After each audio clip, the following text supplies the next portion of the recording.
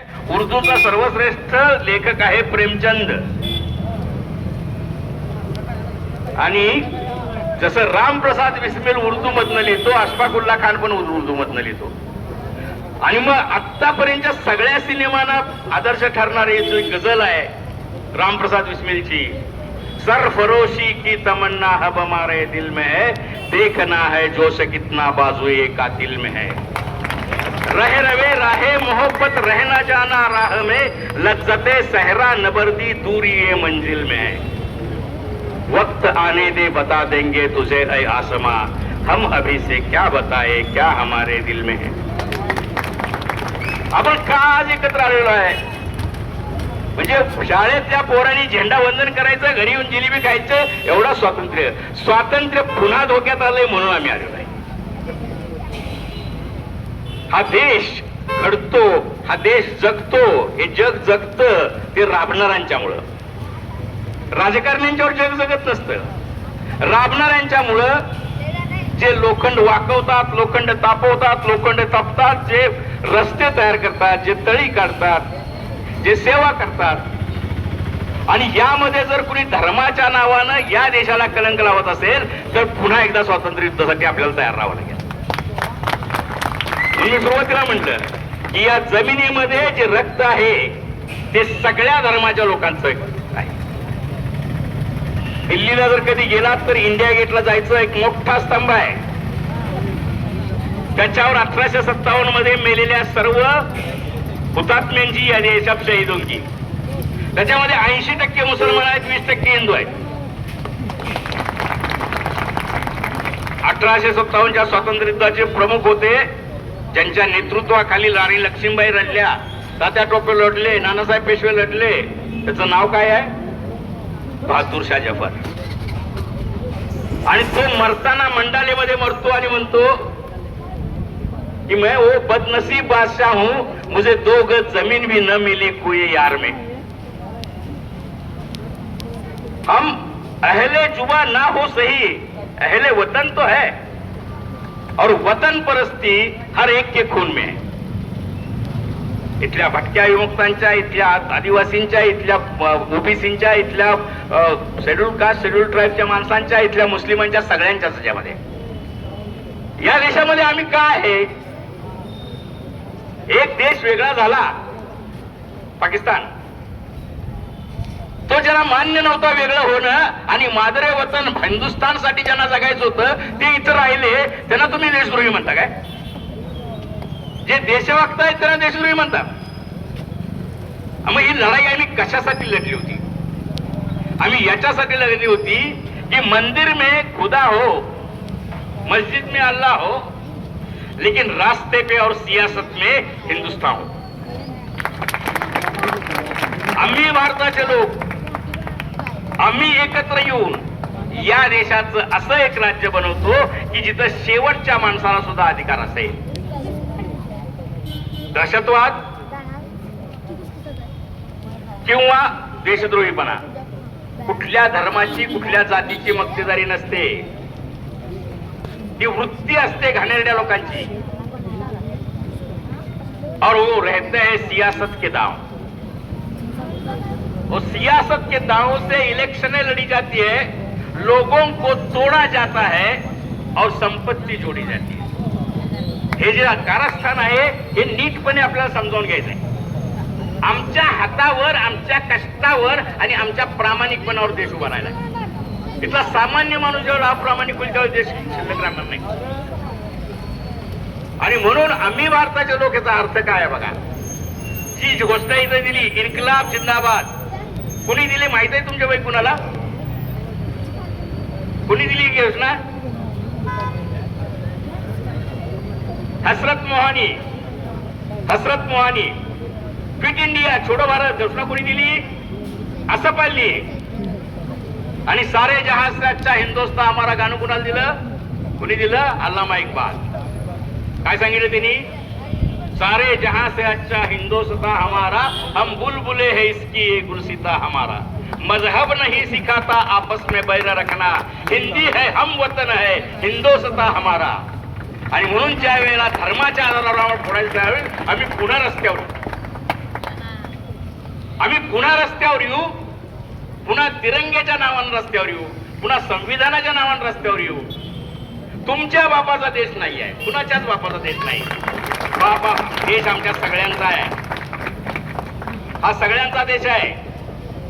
हा आमच्या कष्टावर उभा राहिलेला आहे, आमच्या त्यागावर उभा राहिलेला आहे.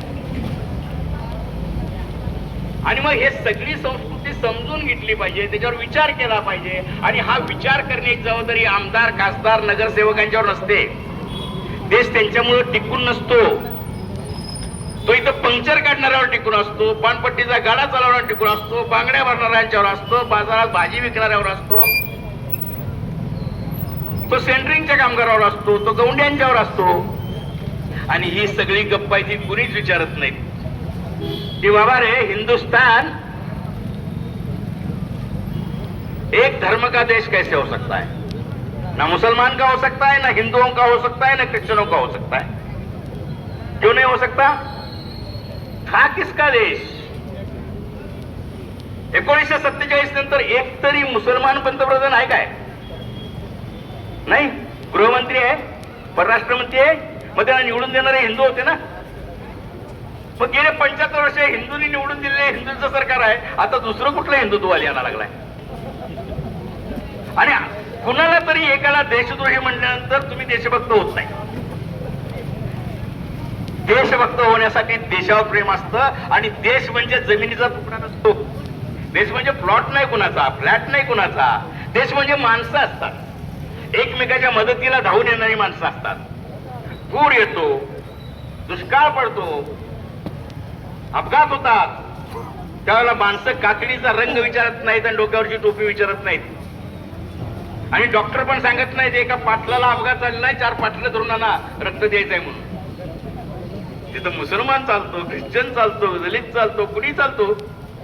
आमचा देश आणि आमच्या देशाचं रक्त आमच्या अंगात जोपर्यंत आहे तोपर्यंत आम्ही प्रत्येक 26 जानेवारी आणि 15 ऑगस्ट हे आमचे महत्वाचे सण असतील.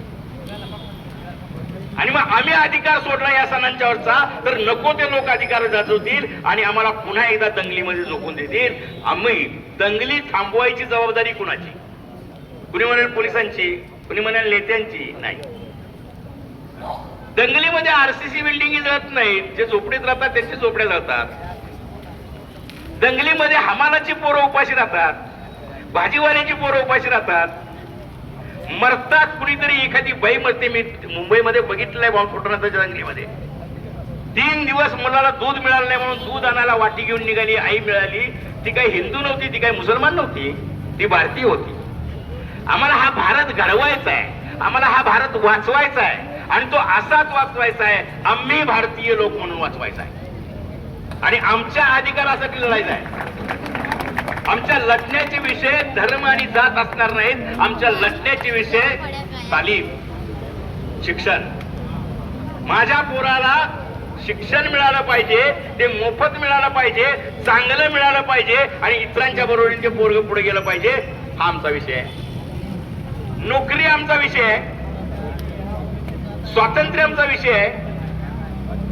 आम्हाला घर मिळालं पाहिजे, आम्हाला माणूस म्हणून जगायला दिलं पाहिजे, हा आमचा विषय आहे. आमच्या विषयासाठी आम्ही लढत राहू. मग आमच्या विषयावर जर लढत राहायचं असेल तर मग ह्या देशाची बीन कशी आहे? मी मग सांगितलं अलामा इक्बालांचं, मजहब नहीं सिखाता आपस में बैर रखना, हिंदी है हम वतन है हिंदुस्तान हमारा. आणि दुसऱ्या बाजूला तुकाराम उभा आहे आणि तो म्हणतो, खेळ मांडियेला वाळवंटी काठी नाचती वैष्णव वाई रे, धर्म अभिमान विसरली याती एकमेका लोटांगणी जाती. 16व्या शतकात शिवाजीच्या काळात आपण सांगतोय धर्म पण विसरा, जात पण विसरा आणि एकमेकाला लोटांगण घाला. तो खरा भारतीय आहे.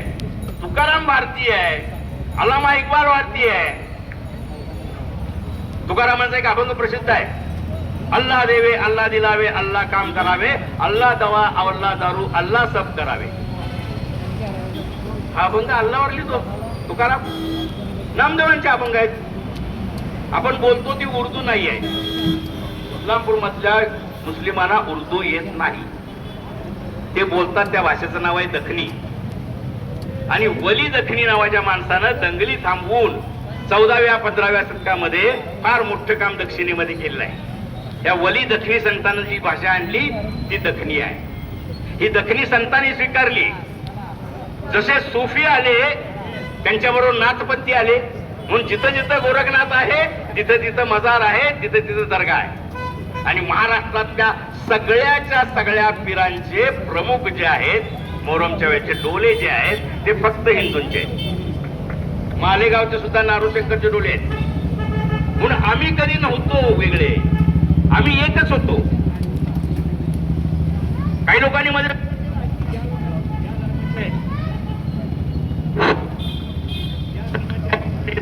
असं म्हणा, पण